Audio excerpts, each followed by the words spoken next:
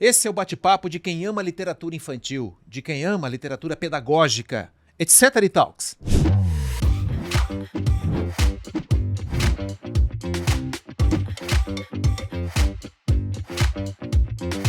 Esta mesa está riquíssima, estou cheio de livros aqui. Eu vou até mostrar alguns. Você se chama Melissa ou você conhece alguém que se chama Melissa? Ok, eu tenho um livro, tenho outro livro, eu tenho outro livro, cada um com seus conteúdos muito interessantes, apresentando essa menina aqui, a Melissa.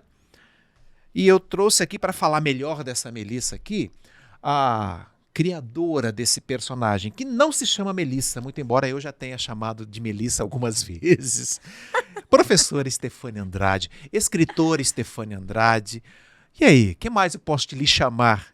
Melissa é muito comum aqui na região do Vale do Paraíba. Muita gente me chama de Melissa. Aliás, além desses aí, a gente tem mais 2 livros da Melissa. Olha só, a gente tem ainda Pedro e Outros Parentes. Pode mostrar para quem está te vendo aqui. Olha lá, gente. Esses livros, eles tomaram uma proporção que eu não imaginava. Mostra o primeiro verde aí. Esse verde, o primeiro qual que é? verde, esse mostra. aqui. Que profissão eu quero ter? Esse livro ele é adotado em diversas escolas pelo Brasil, as escolas que trabalham especialmente a questão das profissões, das escolhas, tanto com as crianças quanto com os adolescentes. E esse, que fala de Pedro e Outros Parentes, é adotado em diversas escolas, geralmente para o primeiro ano, quando eles trabalham com árvore genealógica. Olha só que legal. Então, além desses Melissas, eu tenho um aqui, Abranches, que esse eu acho que você não conhece. Esse livro foi feito, gente, por 2 alunas de 10 anos. Elas fizeram uma fanfic, depois a gente publicou a fanfic delas. A Melissa jovem, entende? Olha isso, Melissa está beijando aqui na contracapa, gente. Não acredito. É Ryan? É Rian. Rian. As meninas desta sala, elas eram minhas alunas no 5º ano. Qual a faixa etária? 10 aninhos. 10 anos. Tem foto delas aqui, elas são muito lindas. Elas estavam com 10 anos. Mostra a foto delas. Aqui é a foto delas. Ah, que fofinho. Júlia e Júlia. Hoje já estão na faculdade. As Júlias, elas brincavam muito do que o Rian, na sala, dizia que ia casar com a Melissa. Uhum. E como ele fez uma associação fácil, ele disse, eu tenho 10 anos, a Melissa tem 5 nos livros, ela tem 5. Mas quando ela tiver 15 e eu 20, a gente pode namorar. E as meninas, então, fizeram um livro inteiro sobre o namoro dos dois, até o pedido de casamento, o Rian tem um Camaro amarelo, uma coisa linda. Que coisa mais linda. Coisa mais linda. Eu falo que esse é um orgulho, Rian né? Imagina. Rian e Melissa. 2013 tá aqui, ó. 2013. Ilustrado pelas autoras, né? Escrito por elas. Você imaginava que a Melissa fosse tão rapidamente começar a gerar filhos? Porque esse livro aqui é filho dessa ideia. Com certeza é filho, mas eu não imaginava. Eu tenho na minha casa, Abranches, uma caixa dessas plásticas muito grande, onde eu guardo as coisas que a Melissa ganha. Porque a Melissa, ela tomou uma proporção, assim, ela saiu de dentro do livro, né? Suas filhas bem sabem. Ela saiu de dentro do livro. Então, ela ganha cartas, ela ganha presentes, ela tem até uma chupeta. Porque tem uma menininha aqui de São José dos Campos que deixou a chupeta pelo livro da Melissa. Olha. E aí, a mãe foi me encontrar e a menina foi encontrar a Melissa para poder entregar. Então, isso tomou uma outra proporção. Então, eu fico muito feliz quando eu vou até as escolas que estão trabalhando os livros da Melissa, né?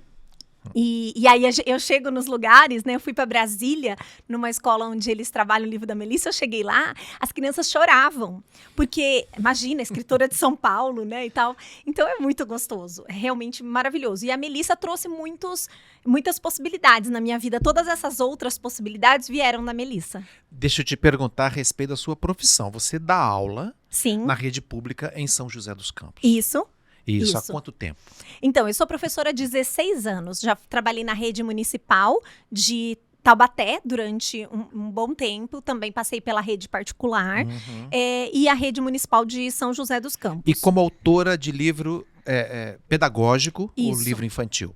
Quanto tempo já? E aí, já há 12 anos. 12 anos como escritora, nunca deixei. A literatura passou a ser mais uma carreira importante na minha vida.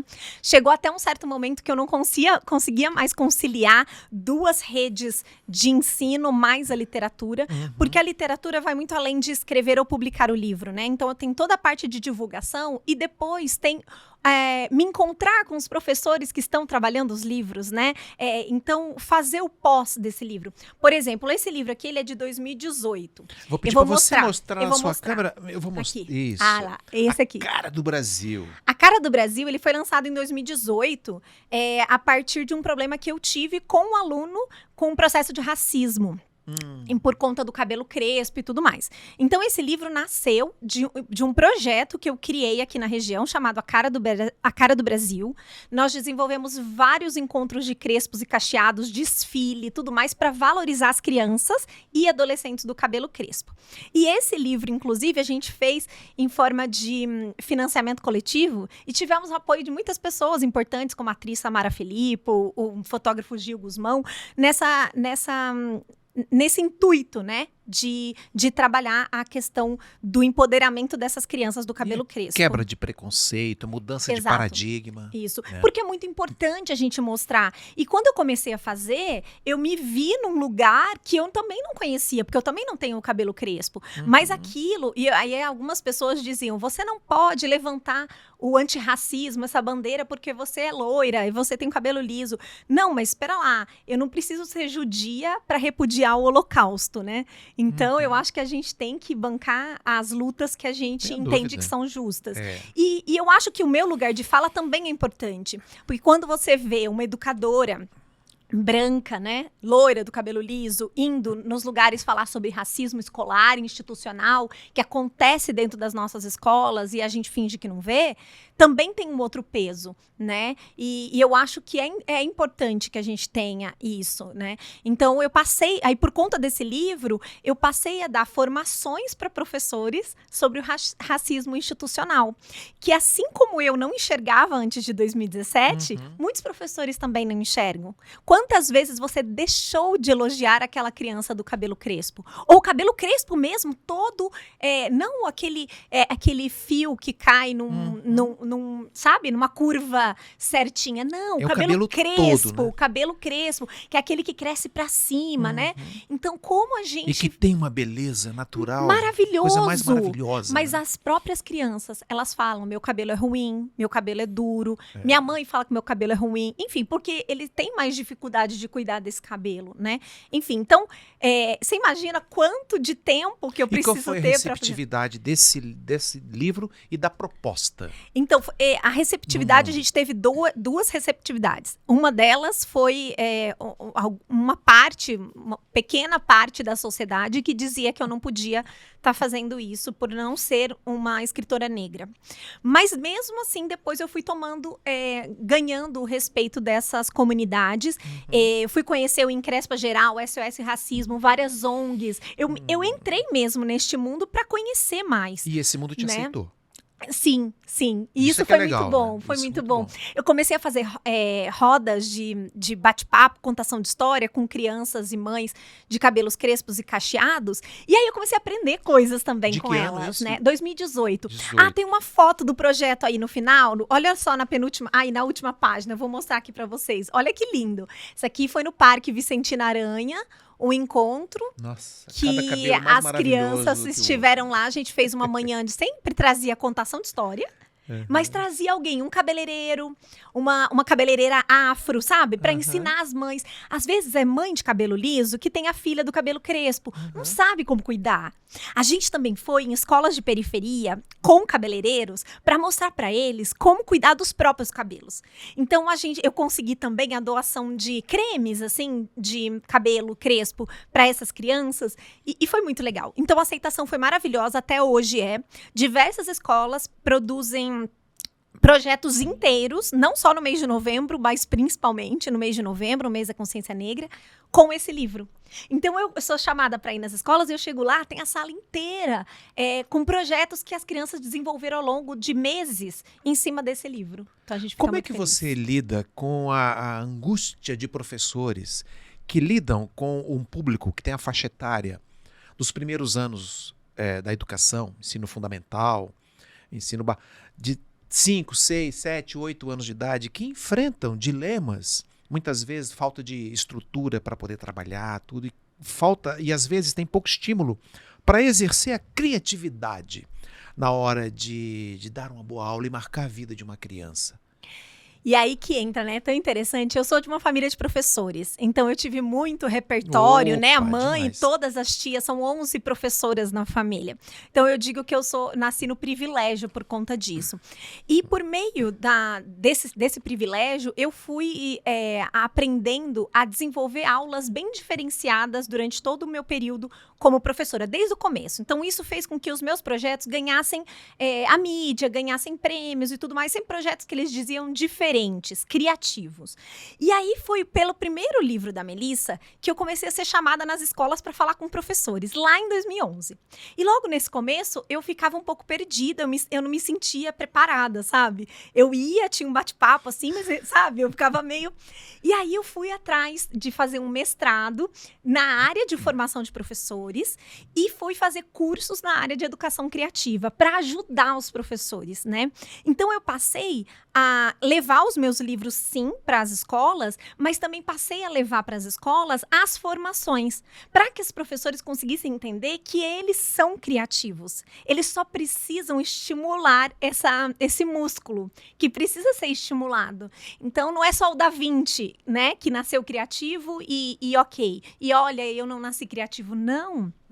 Todos nós temos esse potencial e nós precisamos exercê-lo. Então, eu tomei para mim mais essa missão de ajudar na criatividade dos nossos professores. Olha, um dia assisti no Sesc a apresentação de uma companhia de São Paulo que trabalhava com a técnica Bunraku, uma técnica japonesa, em que, tá vendo esse cenário fundo escuro aqui, ó, atrás dessa tela aqui, um pano preto no fundo. O ator manipulava bonecos de madeira. E ele ficava vestido todo de preto, só aparecia o rostinho dele. E eles contavam histórias, companhia Trux, uma companhia maravilhosa de São Paulo, que tinha peças e os personagens lá. Personagens de madeira em cima de uma mesa, e assim de criança assistindo. E eu fui lá para fazer uma reportagem. Mas o que me chamou a atenção foi que, ao fim do espetáculo, os atores chamam as crianças para cima do palco e todas sobem ao palco. Encheram ali a frente do teatro e começaram, e os atores conversando com os bonecos assim, manipulando os bonecos. Sim. E as crianças conversando com os bonecos. E o ator respondia em cima. E a criança nem olhava para o ator, olhava para o boneco. Ou seja, ali aconteceu a magia da arte. Exato. O boneco ganhou vida. E o ator passou a ser apenas um elemento a mais, a alma daquele ser materializado que estava ali respondendo. E a criança conversava direto, falava assim, que fofinho, pegava o boneco. E o ator respondia, muito obrigado, assim, de nada. Sim. Ou seja, havia um prazer por trás daquilo. Sim. Eu acompanhei alguns dos seus lançamentos. São Francisco Xavier teve um festival de literatura, em São José dos Campos, e em todos as crianças incorporavam a convivência com a personagem Melissa de um jeito tão integrado, em que essa abstração da realidade mergulhava num outro contexto, o contexto da arte. E você levou a sua irmã para vestir essa personagem, né? Como é que foi isso? E foi interessante, foi algo muito espontâneo, né? Época, o Cristóvão, né? Cursino falou, seria tão legal que alguém vestisse da personagem. Minha irmã falou, eu visto. A gente olhou pra ela, falou, o quê? Uma pessoa que não tem nada rosa no seu guarda-roupa, uma menina super tímida, super tímida. Mas aí a gente foi. E ela descobriu uma outra personalidade, porque ela descobriu realmente ali... Quem diria que ela era tímida? Super tímida, ela é ali super nada tímida. Nada né? tímida, Interagiu né? demais E com foi todos. tão gostoso, porque nós duas temos só 3 anos de diferença, temos a altura bem próxima, mas as pessoas achavam de verdade que ela era Melissa. Isso em diversas ocasiões. E as crianças falavam com ela como se fosse a Melissa. E os adultos, veja bem, muitos deles me perguntavam se ela era minha filha. A primeira vez eu fiquei muito ofendida. Olha. Mas depois eu me acostumei, porque ela com aquela roupinha... Mas era miudinha, ficava aparecendo. Nananã, e tal. Vou mostrar de Então, novo a Melissa para você. Olha aqui a Melissa, ó. Essa personagem aqui, igualzinha. A irmã dela se vestia desse jeito. igualzinha. É incrível. Igualzinha. E eu acho que essa parte da arte a gente tem que levar também para a sala de aula. Por quê? Por que eu queria a Melissa? Por que a Melissa deu tão certo nas escolas? Porque a gente precisa da arte na escola. E eu não estou dizendo só na aula de arte. A gente precisa da arte em todas as aulas. A música, a dança, a literatura precisa ser trazida. Então, por exemplo, uma outra coisa interessante é que já tem 10 anos que eu sou especialista em Harry Potter. Então, eu estudo Harry Potter como instrumento de ensino. E aí, como que eu faço isso? Hoje, já há 10 anos, eu trabalhava primeiro com os meus alunos e depois passei a ensinar os professores a ensinar física, química, matemática, geografia, filosofia, sociologia por meio de Harry Potter. Então, você vem me dizer um tema qualquer, ditadura. Sim, temos ditadura em Harry Potter, podemos ensinar de tal forma. Não, e se a gente quiser falar de genética, como é que 2 pais bruxos têm um filho não bruxo? Como é que 2 pais não bruxos têm um filho bruxo? Isso é pura genética. Em algum momento você sentiu interesse também em trazer para a sala de aula alguém da literatura brasileira? Não Harry Potter, porque o Harry Potter tem aí uma geração muito próxima dessa que você atende, que curtiu Harry Potter. Meu filho tem 29 anos hoje, mas ele leu todos os livros de Harry Potter. Mas havia uma resistência para ler Machado de Assis, para ler Carlos Drummond de Andrade, para ler Manuel Bandeira, Cassiano Ricardo, nosso poeta tão local e tão desconhecido, né, que poderia ser mais conhecido. Não sentiu vontade de encarar esse desafio? E eu vou te contar que houve uma coisa muito linda em 2017. Nós fizemos um projeto da Ordem da Fênix, que eu desenvolvia dentro da Escola Vera Babo, lá no Altos de Santana, com Cassiano Ricardo.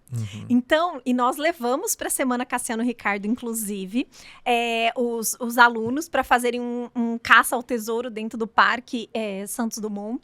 E aí a coisa mais linda, eles trouxeram a possibilidade de recitar os poemas de Cassiano na escola, no mesmo sarau em que eles falavam também de Harry Potter.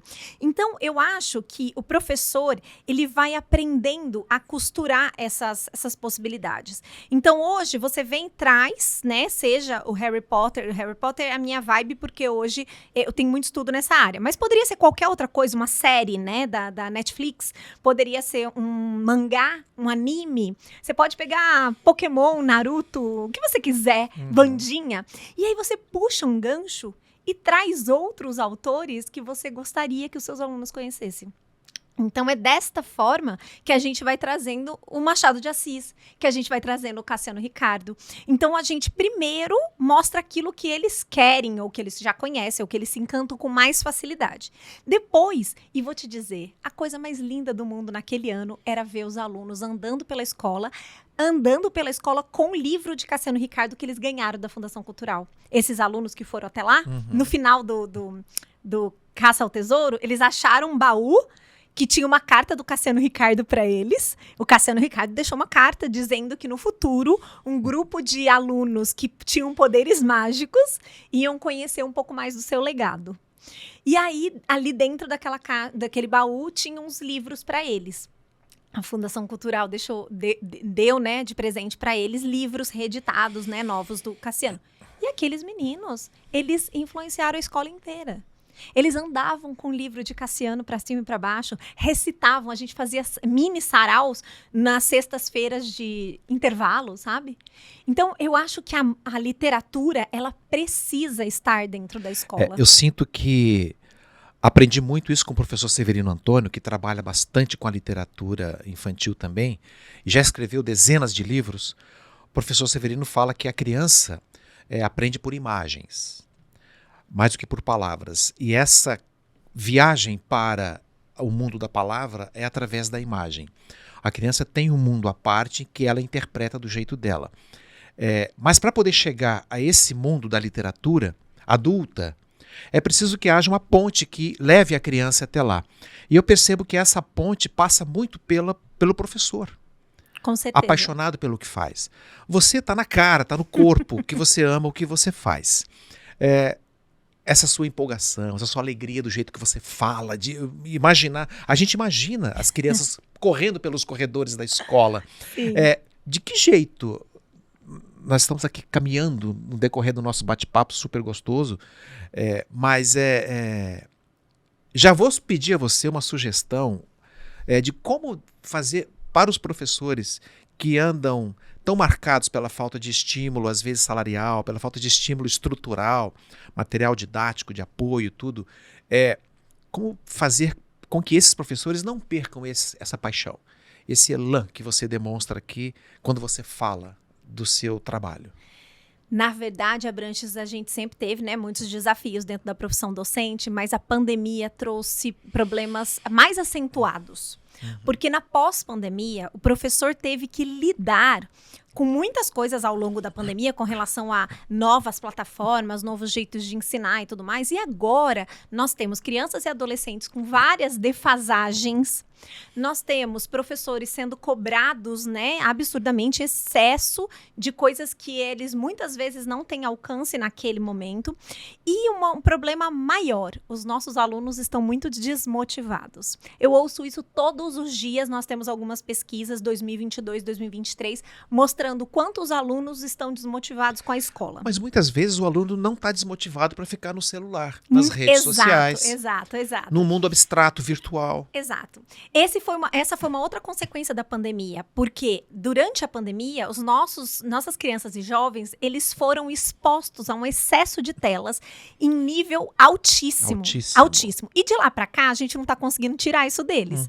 Antes isso já era um desafio, agora é um desafio maior. Você se lembra em algumas escolas, logo na volta para as atividades presenciais, quando chegavam as provas, algumas crianças desmaiavam. Então, no Recife foram vários. A diretora teve que chamar algumas ambulâncias do SAMU para poder levar os jovens que estavam em crise, porque perderam o contato com o presencial. Sim. Abranches, eu nunca tinha tido caso de alunos meus afastados por motivos psiquiátricos, e eu tive vários na pós-pandemia.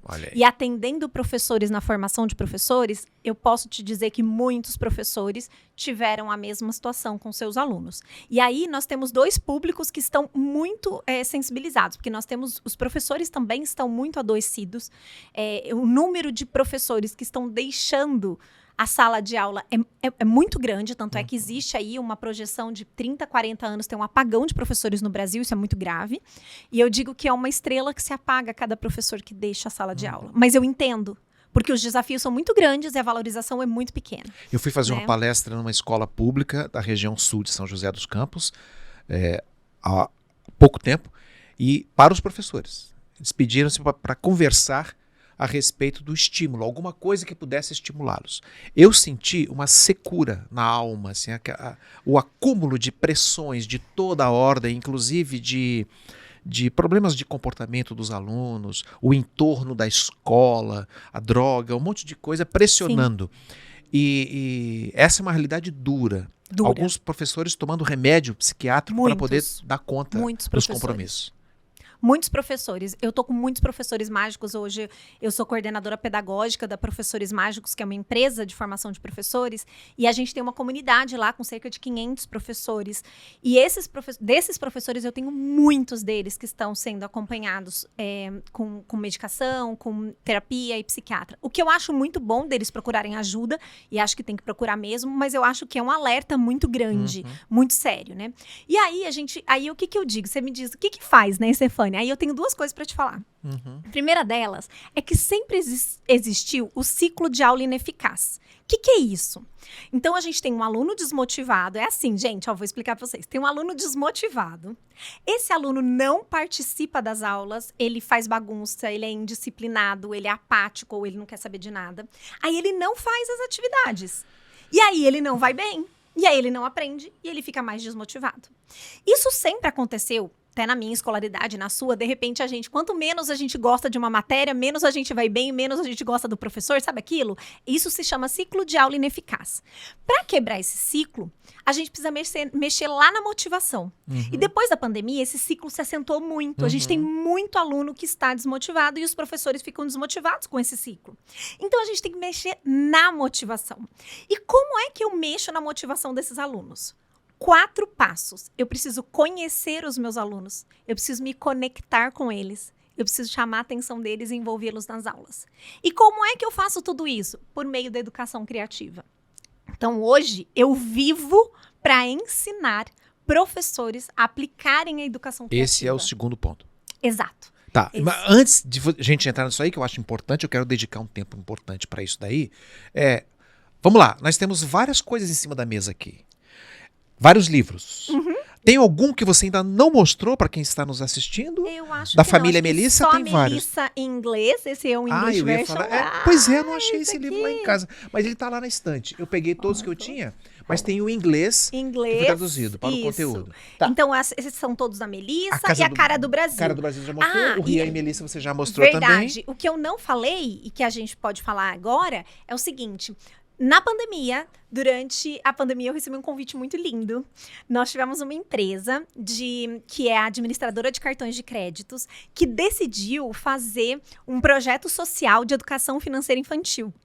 E eu fui a escritora nacional convidada para fazer parte desse projeto e eu assinei os 6 livros deles. Aí, ó, vou até mostrar aqui para vocês.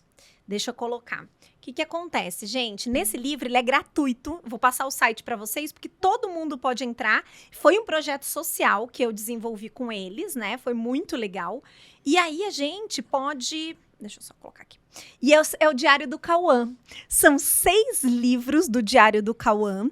E aí, todos eles, a gente vai saber um pouquinho da vida dele. Uma coisa que lembra um pouco um Diário de uma Nana, sabe? Que sabe da vida dele, da crush dele.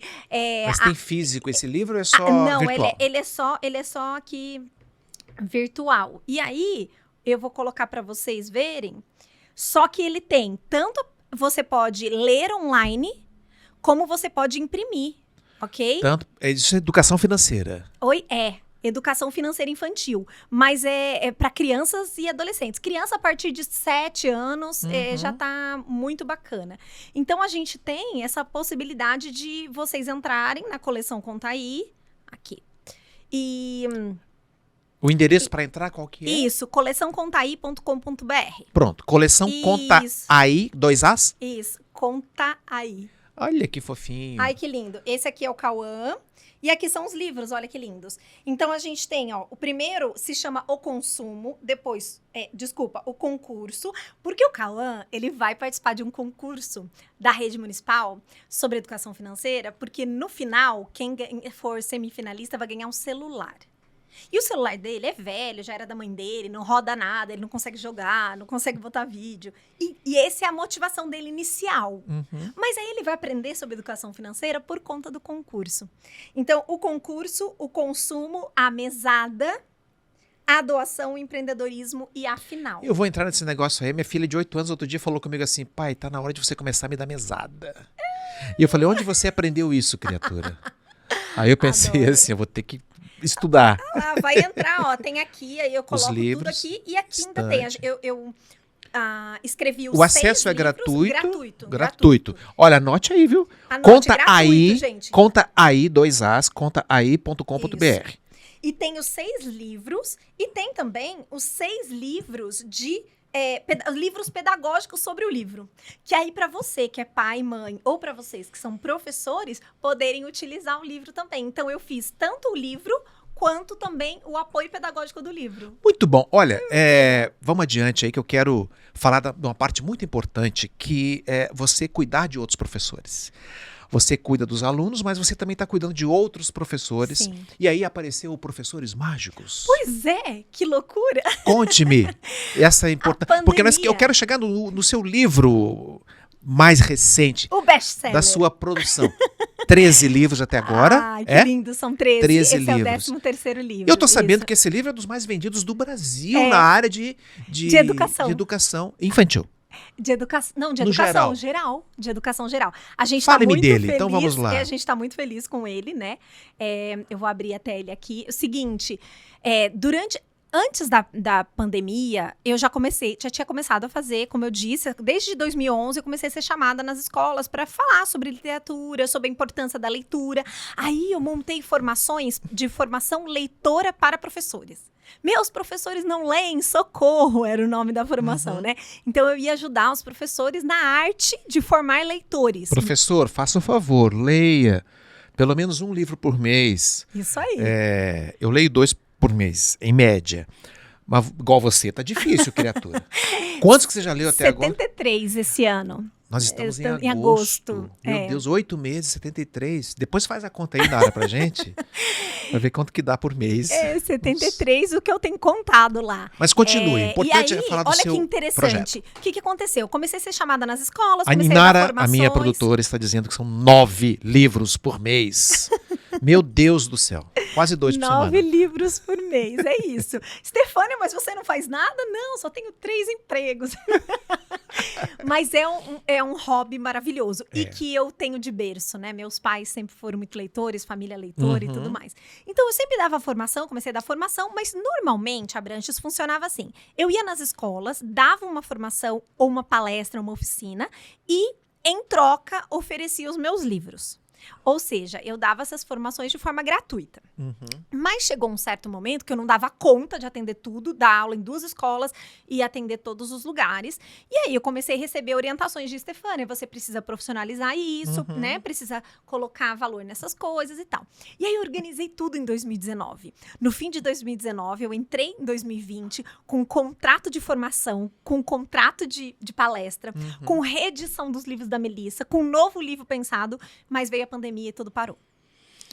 Aí, eu fiquei um pouco perdida com relação a isso. Eu falei, nossa, agora que eu ia realmente me consolidar como formadora de professores, tinha conseguido contratos bacanas e tudo foi cancelado ou suspenso. Então, eu falei, quer saber? Vamos ver como é que faz esse negócio de estar vindo para a internet. Foi quando eu fiz meu Instagram. E comecei ali, a princípio, a falar de literatura. E falar para os professores como que eles faziam com que os alunos lessem mesmo na pandemia, né? Aliás, eu fiz clube do livro, desafio do corona, várias coisas nas minhas redes sociais para ajudar as pessoas a lerem durante a pandemia.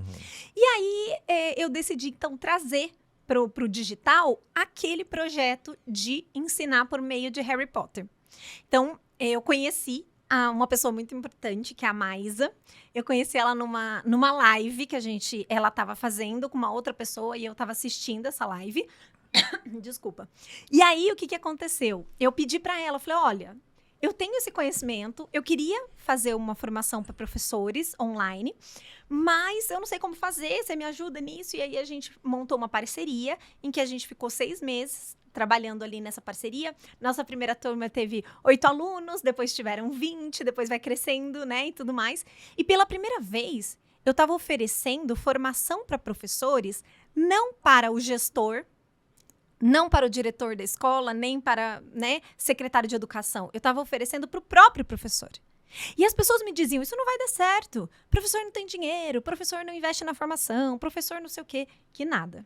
Deu muito certo. Muito certo. Você encontrou outras Stefânias espalhadas por aí com o mesmo empenho, com a mesma empolgação. Exato. Focado no seu propósito de vida. Exato. São professores mágicos, né? E Esse aí, é o nome. Professores da Mágicos. ideia. Daí surgiu a Professores Mágicos, né? E a Professores Mágicos é uma empresa de formação docente em Deixa eu criatividade. ver o livro. Ai, esse Vamos livro lá. é lindo. Mostra aí. Deixa eu Olha que mostrar coisa aqui. linda a capa. Professores mágicos. Não, como é que é? Guia Aqui, ó. prático de aulas criativas. Isso. Para uma gestão de classe que funciona. Que funciona. Oh, meu Deus, coisa meu boa. Deus. Tem um monte de professor que está isso. desesperado, É porque isso. o aluno está enfrentando 1000 problemas dentro de casa, com problemas de aprendizagem. De repente, uma aula criativa atrai. Com reforço psicopedagógico, melhora mais ainda, né? Exatamente. E sabe o que eu fiz? Eu peguei todos os meus estudos acadêmicos sobre boas práticas docentes, sobre aulas eficazes, sobre educação criativa, mas estudos, né, acadêmicos sobre isso, não só a minha experiência, mas eu acrescentei a minha experiência de 16 anos de uma professora criativa, mais dos meus professores ao longo dos 10 anos de formação de professores. E os 12 anos de escritora, coloquei tudo dentro de um livro que eu queria que ele fosse diferente de tudo que já existe. Esse livro resume tua vida, então. Resume, eu falo que esse é o livro da minha vida. Esse é o livro da minha vida. A vida profissional conectada com a sua missão de vida. Exato. Tá, como é que as pessoas que estão interessadas podem ter acesso a ele? Através de qual site? No nosso site, professoresmágicos.com.br. Muito fácil, hein? professoresmágicos.com.br. Tem algum QR Code lá para poder acessar? Tem. Assim que vocês entrarem, vocês já vão encontrar de primeiro ali, né, o nosso livro. Nosso livro tá na Amazon também, vocês podem procurar como Stefania Andrade, vocês encontram lá. E qual a receptividade que ele tá tendo então, no Brasil inteiro? Tá lindo, gente. Ele é nosso best-seller, ele tá aí. Ele ficou vários dias como primeiro lugar em educação, mas também primeiro lugar em gestão de classe também, em currículo, e continua aí como best-seller. A gente está muito feliz, porque esse livro de verdade, Abrantes, ele vai mudar o mercado literário de educação. O professor que está desesperado, não sabe como, falta inspiração para poder preparar uma boa aula. Consultando aí, tem lá E esse livro, ele sim, porque daí eu peguei tudo aquilo, mas eu não transformei num livro de texto corrido. Nós temos professores que não têm tempo, nós temos professores muitas vezes que não são leitores, nós temos professores que não têm investimento em literatura, em livros, e aí eu queria alguma coisa que fosse de fácil leitura, mas ao mesmo tempo com muito conteúdo importante e prático. Então eu trouxe toda essa base teórica, mas eu transformei num livro que ele é todinho, gente, ele é todo colorido, ele é estilo quadrinhos, tá? Aliás, gente, a primeira foto do livro é uma foto minha chorando. Tá dizendo, eu comecei mal como professora. E aí vem contando como que foi a minha pior entrada na educação. Pra quê? Pra você se identificar, você professor, porque eu não sou perfeita como ninguém é. E aí todo o livro, ele é assim, gente. Ele todo colorido. E ele, olha só que máximo. A cada 2 capítulos, você vai encontrar um QR Code, onde você vai entrar numa aula minha. Então, eu realmente fiz aulas, montei, editei as aulas para ajudar esses professores. E aí, eu vou trazer pilares da aula de sucesso. Então, eu vou contar quais são os pilares de uma aula de sucesso, de acordo com toda a literatura, né? Então, a gente tem também aqui QR Code. E aí, olha que legal, o que é educação criativa? Eu vou explicando aqui o que é e tudo mais.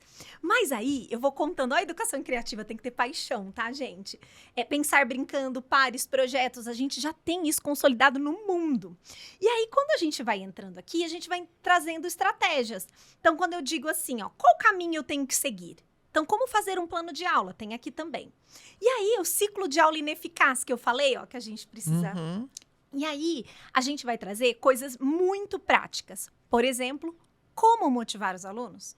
E aí, eu queria trazer para eles, para os professores, coisas que eles podem colocar em prática imediatamente. Então, aqui tem as atividades práticas imediatamente. Então, assim, estratégias para conhecer os seus alunos. Não importa se você tem 500 alunos, 800 alunos, milhões de turmas. De alguma forma, você precisa conhecer esses alunos. Se você não se conectar com eles, não existe um caminho aberto para aprendizagem. É aquela história da ponte.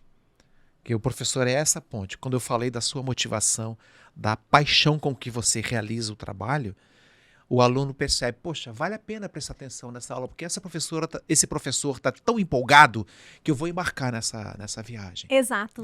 É exatamente isso. Então, aqui eu tenho várias estratégias e ferramentas de como fazer chamadas divertidas, diferentes, como se conectar. Coloquei aqui uma fala, né? Nós respeita a senhora porque a senhora respeita nós. Essa foi a resposta de um aluno de 15 anos em situação de altíssima vulnerabilidade, quando eu perguntei por que ele e os amigos faziam as atividades nas minhas aulas e causavam terror em outras aulas. Quando ele me disse desse jeitinho, né, nós respeita a senhora porque a senhora respeita nós, aí ele dizia assim, é vacilo não vir na sua aula. Olha que lindo. Um menino de altíssima vulnerabilidade. Por que não convencer outros professores a embarcar nessa onda também? E vou contar um segredo, gente. Vou contar baixinho pra vocês. Vou falar pra Abrantes aqui, vou falar pra vocês baixinho. Conta pra gente, ninguém. Passei muito perrengue, gente. Porque aí os alunos vão bem nas minhas aulas, os alunos vão nas minhas aulas. Aí chega no conselho de classe, o que acontece? Os professores estão todos lá dizendo, fulano não tem caderno, não faz nada, é um péssimo aluno, mata a aula.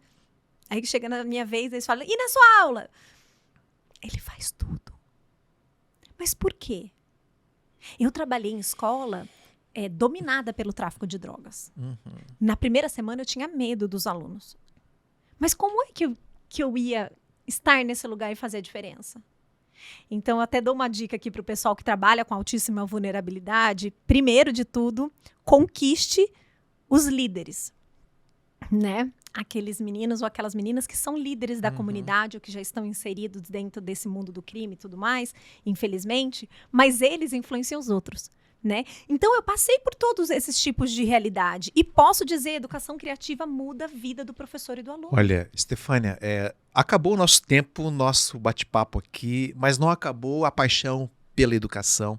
Sou professor há tantos anos também, sempre gostei muito de buscar formas criativas para poder chegar lá.